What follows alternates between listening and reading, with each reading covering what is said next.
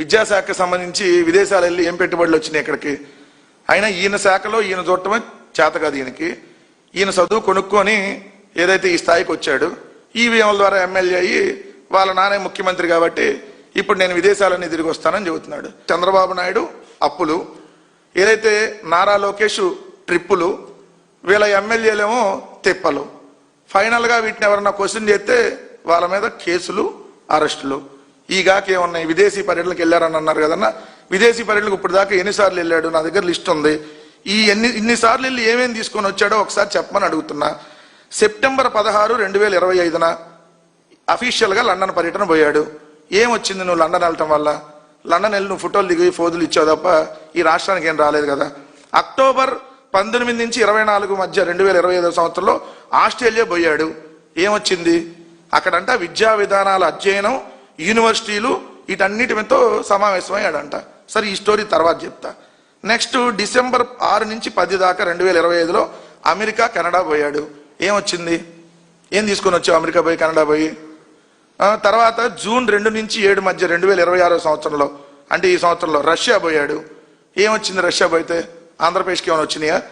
July 5, 2026 నుంచి ఇప్పుడు నడుస్తా ఉంది పర్యటన. మీరు అడిగిన దక్షిణ కొరియా పర్యటన. ఏమొచ్చింది? పొరపాటున ఉత్తర కొరియా బొమ్మకు. ఎందుకంటే ఇప్పటికే నిన్ను భరించలేకపోతున్నాడు.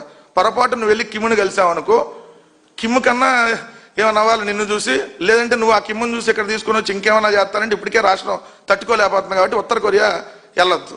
సరే, ఈయన క్రికెట్ మ్యాచ్ల కోసం విశాఖపట్నంలో 2025 అక్టోబర్లో క్రికెట్ మ్యాచ్కి పోయాడు. 2025 నవంబర్లో ముంబైలో క్రికెట్ మ్యాచ్కి, 2025 ఫిబ్రవరి 23 దుబాయ్లో, 2026 ఫిబ్రవరి 7 కొలంబో శ్రీలంక, 2026 మార్చి 8 అహ్మదాబాదు. సరే, ఇట్లా క్రికెట్ మ్యాచ్లు చూసన్నా ఏడేమన్నా ఆడుదాం ఆంధ్ర లాంటి కార్యక్రమాలు పెట్టేమన్నా ప్రోత్సహించామంటే అది లేదు. మళ్ళీ 2026 ఏప్రిల్ 19 8 రోజులు మాయమయ్యాడు విదేశీ పర్యటన. ఇది ఎవరికి చెప్పా పెట్టకుండా. మరి ఇన్ని విదేశీ పర్యటనలు చేసి నువ్వేం సాధించావంటే విద్యాశాఖను గాలికి వదిలేసావు. ఫైనల్గా చెప్పాలంటే విద్యాశాఖ మంత్రిగా నువ్వు బాధ్యతలు చేపట్టిన 2 సంవత్సరాల్లో డిఎస్సికిలో అక్రమాలు జరిగినాయి, అవినీతి జరిగింది. 10th క్లాస్ పేపర్ లీక్ అయింది, బిఈడి పేపర్ లీక్ అయింది, రాయలసీమ యూనివర్సిటీ పేపర్ లీక్ అయింది. సరే, విద్యా వ్యవస్థలో ఏమన్నా మార్పులు తెచ్చావా అంటే ఒక మార్పు వచ్చింది. ఏంటంటే సిబిఎస్ఈ బోర్డు అంతకుముందు తమిళనాడులో ఉండేది. ఆంధ్రప్రదేశ్, తెలంగాణ, తమిళనాడుకి సంబంధించి జగన్మోహన్ రెడ్డి గారు ముఖ్యమంత్రి అయిన తర్వాత 1000 పాఠశాలల్లో 1000 ప్రభుత్వ స్కూల్లో సిబిఎస్ఈని తీసుకురావటం వల్ల తెలంగాణ, ఆంధ్రాకి సంబంధించి హైదరాబాద్లో కాకుండా విజయవాడలో బోర్డు వచ్చింది 2023 సిబిఎస్ఈ కార్యాలయం. సో దాన్ని ఇప్పుడు మళ్ళీ తెలంగాణకి వెళ్ళిపోయింది. తెలంగాణ సపరేట్ చేసుకున్నారు. ఎందుకు? మీరు వచ్చి 1000 స్కూల్లో సిబిఎస్ఈని రద్దు చేశారు కాబట్టి.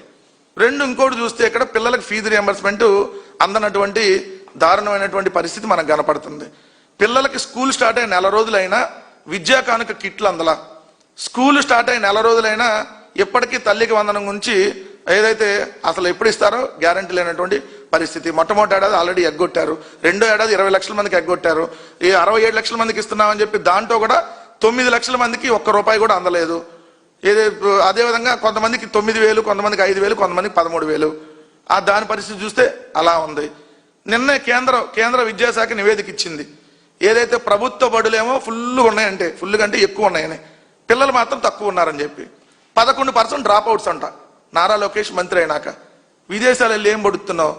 ముందు ఈ రాష్ట్రంలో విద్యాశాఖ గురించి ఆడవచ్చు కదా. స్కూల్ని 2 సంవత్సరాల్లో బాగు చేసింది లేదు. గోరు ముద్ద దారుణమైనటువంటి ఘోరమైన ముద్ద అయింది గోరు ముద్ద. పిల్లలు చనిపోతున్నటువంటి పరిస్థితుల్లో. సో ఇన్ని దారుణాలు జరుగుతుంటే ఆయన విదేశాలు వెళ్ళి ఏం చేస్తా ఉన్నాడో ఇంకా వాళ్ళే సమాధానం చెప్పాలండి.